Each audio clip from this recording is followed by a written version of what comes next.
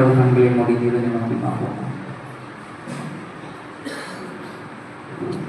பிதாவும் ராஜா, இந்த அவைய தினத்திலே ராஜா எங்களை கொண்டு வந்து சேர்ந்த திருப்பதிக்காகவும் நன்றிகளை எடுக்கிறோம். தேவனே அப்பா, இந்த நாளிலே கூட தேவனே அப்பா, நாங்கள் தியானித்து போகின்ற ஒவ்வொரு வசனங்களையும் தேவனே அப்பா, நீர் எங்களுக்கு ராஜா நன்றாக அதுக்கு புரிந்து கொள்கின்ற ராஜா பக்குவத்தை நீர் எங்களுக்கு கொடுக்க வேண்டுமாக ஜெபிக்கிறோம். தேவனே அப்பா, ஆண்டவரே நானல்ல ராஜா, நீரே மதியிலிருந்து பேசி ராஜா அப்பா, அந்த வசனத்தின்படி தேவனே அப்பா நாங்கள் நடந்து கொள்ள ராஜா அப்பா, அனைவருக்கும் ராஜா ஒரு பிரயோஜனமுள்ள ஒரு ராஜா வார்த்தைகளாக இருக்கு நீங்கள் கிருபை செய்ய வேண்டுமாக ஜெபிக்கிறோம். தேவனே அப்பா, இந்த வார்த்தைகளும் தேவனே அப்பா நீங்கள் அறிந்து வழிநடத்த வேண்டுமாக ஜெபிக்கிறோம். ராஜா தொடர்ந்து பலப்பட்டு ஆசீர்வதிங்க ராஜா. நீரை துடுக்க முதல் முடிவு பறித்து எங்களோடு கூட இருந்து வழிநடத்த வேண்டுமா மீட்பு ரட்சியமாக இயேசு கிறிஸ்து மூலம் ஜெபிக்கிறோம். நல்ல பிதாவே, ஆமென்.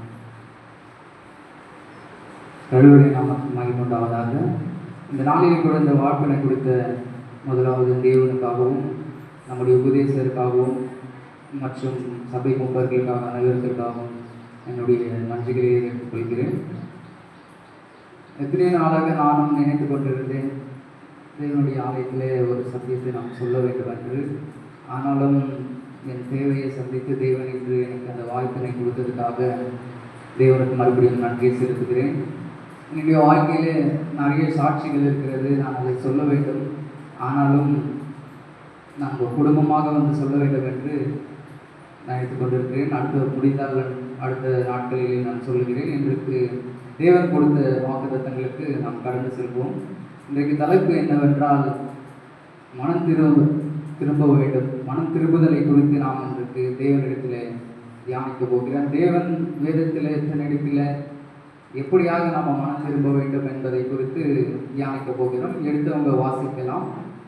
யோபு எழுதின புஸ்தகம் 22ஆம் அதிகாரம் வசனங்கள் 23. யோபு 22, 23ஆம் வசனத்தை வாசிப்போம்.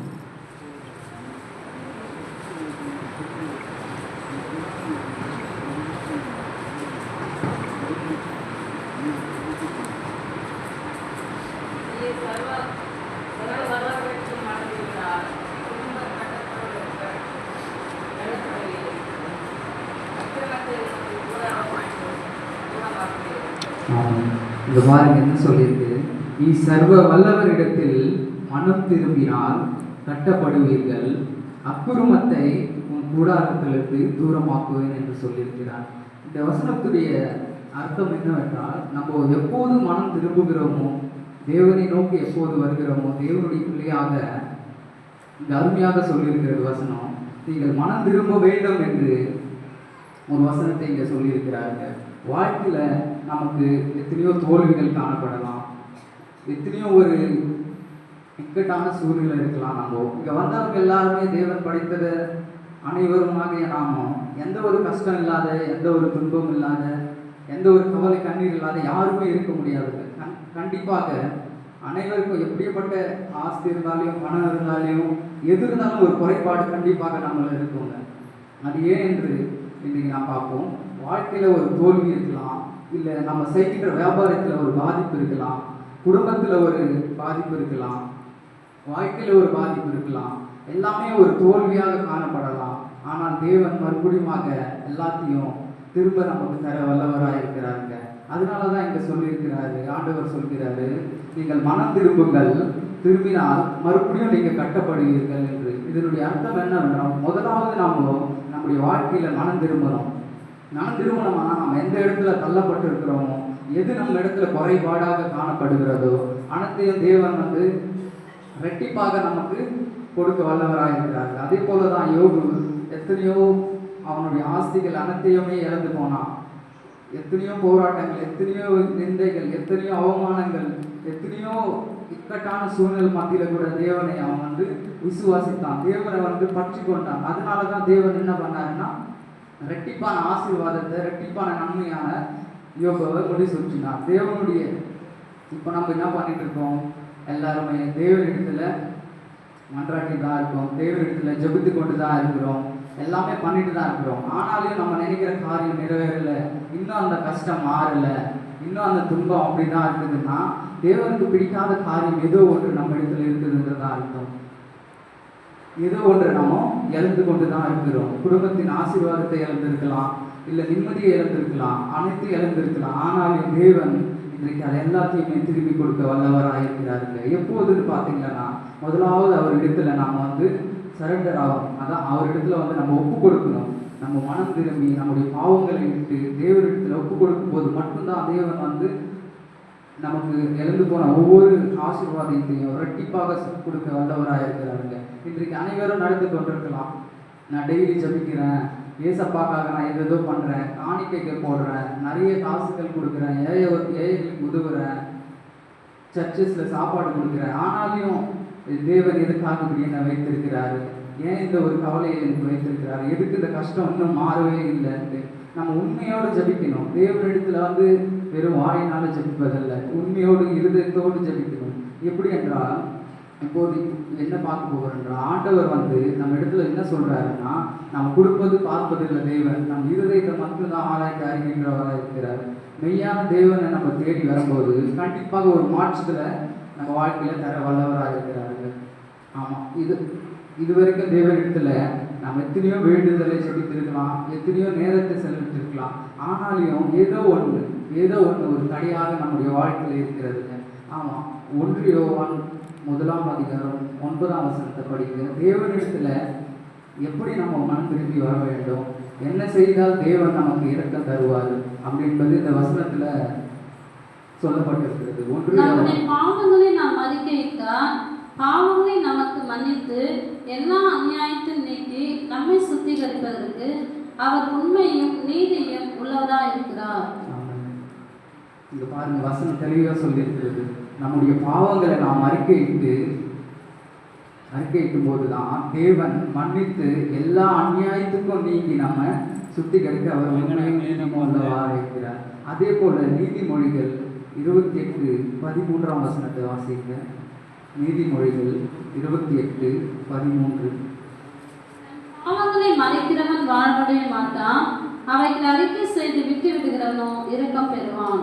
ஆமாங்க, முதலாவது நாம் செய்ய வேண்டிய காரியம் இதுதான். முதலாவது இதை தான் செய்யணும். நாம முக்கியமான ஒரு காரியம் இதுதான். நம்ம வாழ்க்கையில் நம்ம எடுக்க வேண்டியது, நம்மளுடைய பாவங்களை அவரிடத்தில் அறிக்கையிட்டு அது விட்டு விடும் போது மட்டும்தான் தேவன் நமக்கு இரக்கம் பெறுவாருங்க. அது இல்லாமல் நம்ம வாயிலே ஏசப்பா இந்த பாவத்தை நம்ம செய்யக்கூடாது, இனிமேல் நான் இதை செய்ய மாட்டேன், இனிமேல் நான் இந்த பாவத்துக்கிட்ட போக மாட்டேன் அப்படின்னு நினச்சிட்டு வாயிலே சொல்லிட்டு போயிடுறோம்.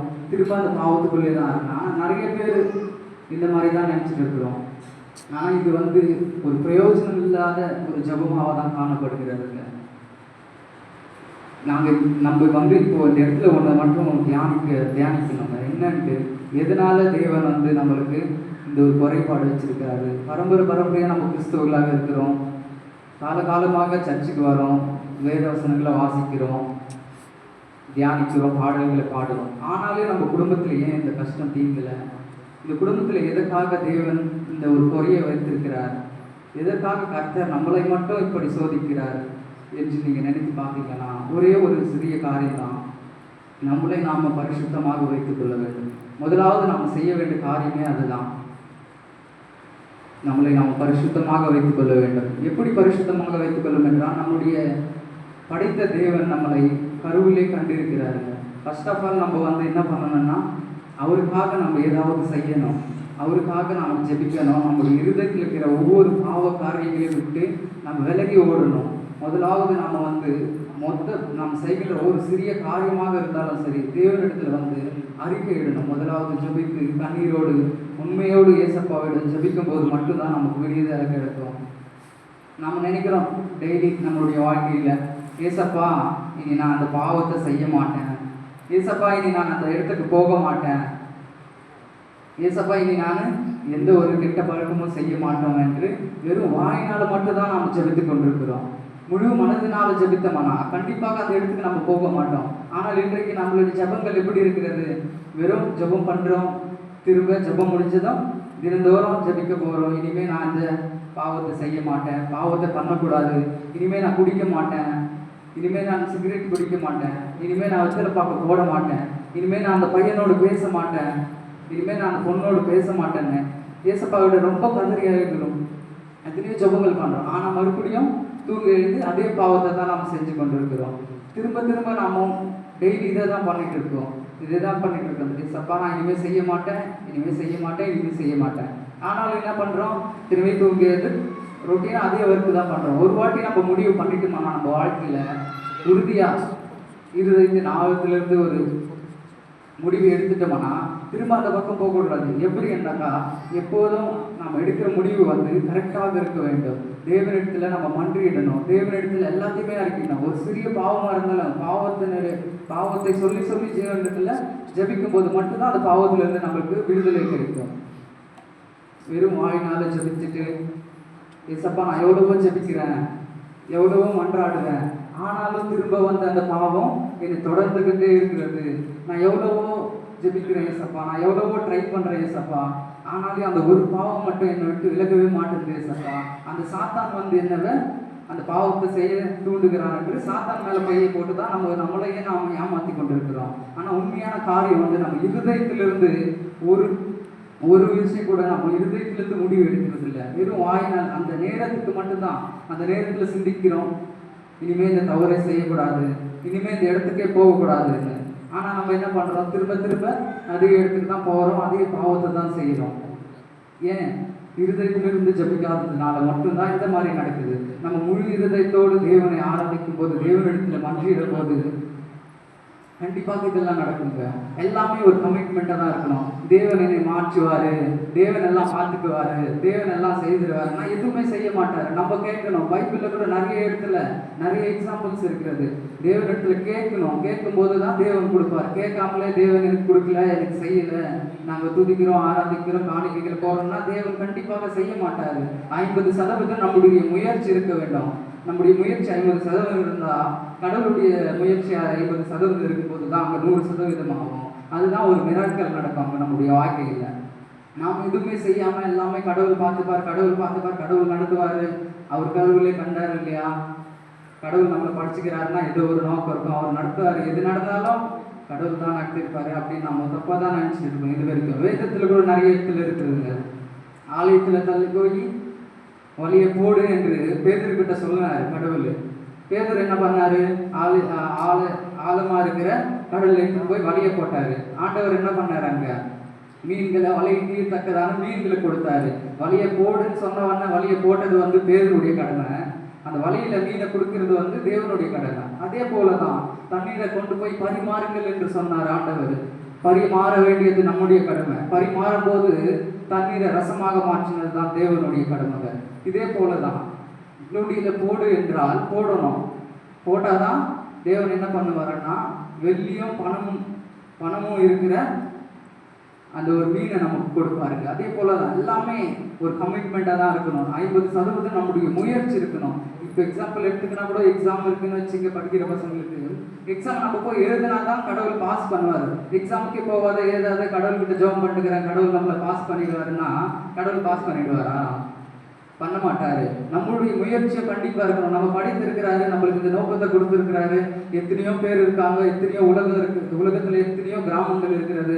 ஆனாலும் இந்த கிராமத்துல இந்த ஒரு தாய் தகப்பனை தேர்ந்தெடுத்து அவர்கள் மத்தியில நம்மளை நிறுத்தி அவர்களுக்கு நம்ம பிறக்க வேண்டும் என்று தேவன் முடிவெடுத்து இந்த கிராமத்துல நம்மளை வைத்திருக்கிறாருன்னா கண்டிப்பா ஒவ்வொரு காரியத்துக்கும் ஒரு ஆலோசனை இருக்கும் தேவனிடத்துல. ஆனாலும் நாம தேவனிடத்துல ஜெபிக்கணும். தேவா என்னை படித்ததுக்காக எந்த ஒரு சித்தத்தை நீர் எனக்கு வைத்திருக்கிறீங்க. படைத்த அனைவருக்கும் தேவன் கண்டிப்பாக ஒரு தாளந்து வைத்திருப்பார். சும்மா எல்லாம் படைத்திருக்க மாட்டார். எத்தனையோ பேர் குழந்தைங்க வயிற்றுலேயே இறந்துடுறாங்க, எத்தனையோ குழந்தைங்க பிறந்த உடனே செத்துடுறாங்க. அவர்களுக்கெல்லாம் தேவனுடைய சித்தம் அவ்வாறமாக இருக்கிறது, அதனால முடிகிறது. ஸோ அதே போல நம்ம படைத்து இம்மோட்சமாக எந்த ஒரு குறைபாடுகள் இல்லாத தேவன் இம்மோட்சமாக நம்மளை வழிநடத்தி வந்திருக்கிறார்னா கண்டிப்பா நம்ம கொண்டு ஏதோ ஒரு அற்புதத்தை அதிசய தேவன் செய்ய காத்திருக்கிறார். அதை நாம தான் ஜெபித்து பெற்றுக்கொள்ள வேண்டும். தேவன் இடத்துல ஏதோ படித்துட்டாரு, ஏதோ ஒரு நோக்கம் இருக்குன்ற மற்றொரு இருக்கக்கூடாது. கண்டிப்பா தேவன் இடத்துல நம்ம ஜெபிக்கணும். சிலர் பார்த்தீங்கன்னா நம்ம வாழ்க்கையிலேயே நடக்கிறது இதுதான் இப்போ நடந்து கொண்டு இருக்கிறது. தேவன் ஏதோ ஒரு கெட்ட காரியம் நடந்துச்சு, இல்லை ஒரு நல்ல காரியம் நடந்துச்சுன்னு வச்சுங்களேன், தேவனுடைய சித்தம் எல்லாத்தையும் நடக்காது அப்படின்னு தான் நினைக்கிறோம். பட் அதுக்காக நீ பிரயாசப்பட்டு ஜெபித்து இருக்கணும். முன்னாடி ஜெபிக்கணும். நன்றாக தேவனுக்கு ஜெபிக்கும் போது கண்டிப்பாக அவர் தருவார். ஒரு வேளை நம்ம குறைவாக காணப்படுகிறதுனா நம்ம இடத்துல தேவனுக்கு பிடிக்காத ஏதோ ஒரு காரியம் நம்ம இடத்துல இன்னும் இருக்கிறதுன்றதான் அர்த்தம். அதனாலதான் முழு இருதயத்தோடு தேவனிடத்துல ஒப்பு கொடுத்து ஜெபிக்கணும். கண்டிப்பாக தேவன் பெரிய காரியங்களை செய்வாருங்க. நம்ம ஏதோ தானமா ஜெபித்துட்டு ஏதோ தானமா நம்ம முயற்சி எடுக்காம ஏதோ ஒரு கடமைக்காக கட்டாயத்துக்காக நம்ம ஜெபித்துட்டு போறதில்ல. தேவனிடத்துல நம்மளுடைய போராட்டமும் இருக்கணும். இதே இப்போ படித்த வசனத்தின்படி தேவனிடத்துல நம்ம போராடணும். 60% நம்முடைய போராட்டமும் இருக்கணும், நம்முடைய தேவைகளும் இருக்கணும். அப்போதுதான் தேவன் அவருடைய நம்ம போராடும் போதுதான் நம்மளுடைய தேவைகளை அவர் சந்திக்க வல்லவராக இருக்கிறார்கள். அப்போது அதே போலதான் இப்போ எத்தனை பேர் நம்ம தேவனிடத்துல பேசியிருக்கிறோம், எத்தனை பேர் தேவனுக்காக காத்திருக்கிறோம், ஒரு நாள் தேவனுக்காக சாப்பிடாம இருந்திருக்கிறோமா, ஒரு நாள் தேவனுக்காக தூங்காமல் விரித்திருந்து ஜெபித்திருக்கிறோமா? எதுவும் பண்றது இல்லை. அதே வீட்டில் யாராவது ஏதாவது வாங்கி கொடுக்கலன்னா இல்லை யாராவது திட்டா மட்டும் சாப்பிடாம இருக்கிறோம். அப்போ மட்டும் பசி எடுக்காது, எதுவும் எடுக்காது. அதே ஒரு பாஸ்டிங் ப்ரேயர்னு வச்சுங்க, இல்லை ஒரு பாஸ்டிங் டேஸ்ன்னு வச்சுங்க, அன்னைக்கு தான் பசி எடுக்கும். சாப்பிடாம இருக்கவே முடியாது. ஏதோ ஒன்று கண்ணில் காட்டிகிட்டே இருப்பாங்க, வீட்டில் சாப்பிட தோணிட்டே இருக்கும். அதுதான் ஒரு சாத்தானுடைய கிரியைகள் அப்படிதான் பயன்படும் நம்ம மேலே. அதுக்கு எல்லாத்துக்குமே நம்ம சாத்தானை எதிர்த்து போராடி ஜெபிக்கும் போது மட்டும்தான் நம்மளை அதிலிருந்து மீண்டு கொள்ள முடியும். அதில் இருக்கிற அந்த பச்சுதல் நம்ம ஏன் இந்த ஆண்டவரை நோக்கி காட்ட மாட்டேன்றோம்?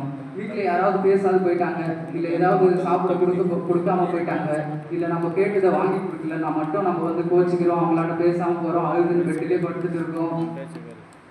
2 நாளானாலும் கூட சாப்பிடாம இருக்கிறாங்க. பட் அதே மாதிரி ஏசப்பா என் கூட பேசலன்ட்டு என்னைக்காவது ஒரு நாள் சாப்பிடாது இருக்குமா, இல்லை என்னைக்காவது கதறி அழுது இருக்கிறோமா? ஏசப்பா ஏன் என்கிட்ட பேச மாட்டேங்கிறீங்க, எதுக்காக எங்கள் குடும்பத்தில் இந்த காரியத்தை செய்யாமல் இருக்கிறீங்க, ஏன் இந்த தடியை வைத்திருக்கிறீங்க என்று ஒரு நாளாவது நம்ம அழுது ஜெபித்திருக்கிறோமா? இல்லை ஒரு நாளாவது தான் நம்ம சாப்பிடாம இருந்து தேவனுக்கு கெஞ்சி மன்றாடிக்கிறோமா?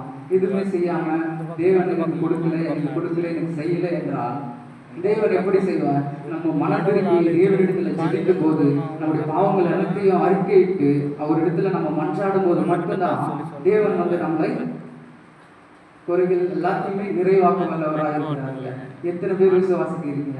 இன்னைக்கு தேவன் கண்டிப்பாக நம்ம ஜெபிக்கும் போது இன்றைக்கு நம்ம தேவனிடத்துல நம்முடைய பாவங்களை அறிக்கையிட்டு பாவத்தை மன்னித்து விடுங்க இயேசப்பா, நாங்கள் இனிமேல் இந்த பாவத்தை செய்ய மாட்டோம் என்ற உண்மையோடு இருதயத்தில் ஆயத்திலிருந்து நாங்கள் ஜெபிக்கும் போது மட்டும்தான் தேவன் கண்டிப்பாக நம்ம காக்க வல்லவராக இருக்காரு. முதலாவது நம்மளை இந்த உலகத்துல எதுக்காக தேவன் படைத்திருக்கிறார் என்பதை நம்ம அறிந்து கொண்டுதான் வாழ வேண்டும். படைத்து விட்டாங்க, டெய்லி சாப்பிட்ருக்கோம், வாழ்க்கை நடந்து கொண்டு போயிருக்கிறது, நாட்கள் கடந்து கொண்டே போயிருக்கிறது, அப்படிதான் இருக்கிறது. ஆனால் தேவன் நம்மளை படைத்திருக்கிறான்னா கண்டிப்பாக ஒரு நோக்கம் இருக்கும். அந்த நோக்கத்தை தேடிதான் நம்ம போகணுமே தவிர இந்த உலக ஆசைகளுக்கு, உலக சின்னங்களுக்கு, மழைக்கு எல்லாத்துக்கும் போகக்கூடாது.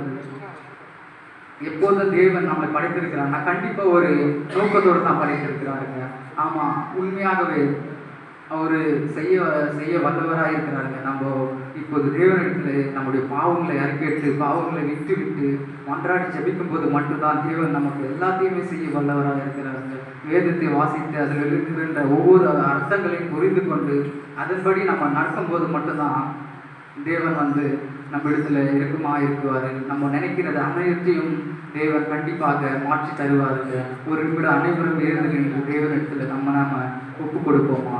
இன்று நாள் ஒரு புதிய நாளாக நம்ம வாழ்க்கையில மாற வேண்டும். இன்றைக்கு தேவன் நம்ம இடத்துல நம்ம பாவங்களை அறிக்கிடும் போது அனைவற்றையும் மன்னித்து தேவன் நமக்கு புதிய வாழ்வை தருவார் என்ற விசுவாசத்தோடு அனைவரும் நின்று தேவனிடத்தில் இப்போது நம்முடைய பாவங்களை ஒப்பு கொடுக்கிறவர்களாக இருப்போமா? ஒரு நிமிடம் அனைவரும் இருப்போம். யாரும் தயக்கப்படாதீங்க, யாரும் ஒருத்தர் பார்க்காதீங்க. இத்தனை நாள் நம்முடைய வாழ்க்கை எப்படியோ இருந்து விட்டது. இத்தனை வருடங்கள் நம்ம எத்தனையோ கஷ்டத்தின் மத்தியில் சூழ்நிலை மத்தியில் வாழ்ந்து விட்டோம். ஆனாலும் தேவன் இன்றைக்கு ஒரு மாற்றுதலை கொண்டு வர வல்லவராக இருக்கிறாருங்க. இந்த ஊர்ல எத்தனையோ பேர் கிறிஸ்டியன்ஸ் இருந்தால் எத்தனையோ பேர் சர்ச்சைக்கு வராமல் இருக்கிறார்கள். ஆனாலும் தேவன் உங்களை மட்டும் தெரிந்து கொண்டு இந்த இடத்துல கொண்டு வந்து இந்த சத்தியத்தை கேட்க செய்திருக்கிறார் என்றால் கண்டிப்பாக ஒரு முடிவென்று உங்கள் வாழ்க்கையில் இருக்கிறது என்றுதாங்க அர்த்தம். கண்டிப்பாக இன்றைக்கு கண்களை மூடி தேவனிடத்துல ஒரு நிமிடம் நான் செய்த பாவங்களை நோக்கி தேவனிடத்துல மன்றாடுவோமா? ஆமாண்டவர் இயேசுவே அப்பா, ஒவ்வொருவரும் வாயில திறந்து கேளுங்க, ஒருவரும் வாயில திறந்து கேளுங்க அப்பா. நான் பெற்றோர்களுக்கு தெரியாம, நான் இந்த ஊருக்கு தெரியாம தேவனே அப்பா, யாருக்குமே தெரியாம தனியாக நான் செய்கின்ற பாவங்கள் தேவனே அப்பா, ஒரு விஷயம் நீங்க எனக்கு மன்னிங்க ராஜா. உமக்கும் தேவனுக்கும் நமக்கு இருக்கின்ற அந்த இடைவெளி, அந்த இருளான காரியத்தை இன்றைக்கு தேவனிடத்தில் அர்ப்பணிக்கும் போது தேவன் கண்டிப்பாக நம்ம குடும்பத்தில் இருக்கின்ற ஒவ்வொரு கஷ்டங்களையும், நம்ம குடும்பத்தில் காணப்படுகின்ற தடைகளையும், நம்ம குடும்பத்தில் ஆசீர்வாதம் இழந்திருக்கின்ற ஒவ்வொரு தடைகளையும் தேவன் கண்டிப்பாக மார்க்க வல்லவராய் இருக்கிறாருங்க. ஒவ்வொருவரும் சத்தமாக தேவனிடத்தில் ஜெபிங்க, வாய்களை திறந்து ஜெபிங்க. உங்களுக்கு தேவை என்றால் நீங்க மட்டும் கேட்டாதான் தேவன் கொடுக்க வல்லவராய் இருக்கிறார். அப்பா அம்மா கேட்டா இல்ல, பெற்றவங்க கேட்டா இல்ல, நாம் வாயை திறந்து கேட்கும் போது மட்டும்தான் தேவன் நமக்கு கொடுக்க வல்லவராய் இருக்கிறார். அனைவரும் வாயில திறந்து கேளுங்க. அப்பா, நான் இந்த பாவத்தை செய்து கொண்டிருக்கிறேன் ராஜா. எத்தனையோ இடத்துல தேவனே அப்பா, எத்தனையோ பாஸ்டர்கள் மத்தியில போய் பிரேயர் பண்ணிட்டு வர ஆண்டவரே, ஆனாலும் இந்த பாவம் என்னை விட்டு விலகவில்லை ராஜா. இந்த கஷ்டம் என்னை விட்டு விலகவில்லை டாடி. இந்த ராஜா, இந்த ஒரு ராஜா காரியம் ராஜா, இந்த ஒரு நோய் என்னை விட்டு விலகவில்லை ராஜா. எத்தனையோ மருத்துவர்களை நம்பி போன ராஜா, எத்தனையோ மனுஷர்களை நம்பி போன ராஜா. ராஜா, நான் வெட்கப்பட்டு தான் திரும்பி வந்திருக்கிறேன் தேவனே அப்பா. ஆம் தேவன், எத்தனையோ மனிதர்களை நம்பி போய் நான் வீணா தான் ராஜா போயிருக்கேன், ஏமாற்றி தான் போயிருக்கிறேன் தேவனே அப்பா. இன்று நிமிடம் தேவனே அப்பா, என் பாவங்கள் அனைத்தையும் உமக்கு ஒப்பு கொடுக்கிறேன் தேவனே அப்பா. என் பாவங்கள் அனைத்தையும் ஒப்பு கொடுக்கிறேன் ராஜா. இன்று முதல் தேவனே ஒரு மாற்றத்துல என் வாழ்க்கையை கொண்டு வாருங்கள் என்று ஜெபிங்க அப்பா. நாங்கள் தேவனே அப்பா, உமக்கு பிரியமில்லாத காரியங்கள் என் வாழ்வில் இருந்தால் ராஜா, ஒரு விஷயம் நீங்க அகற்றி போடுங்க ராஜா.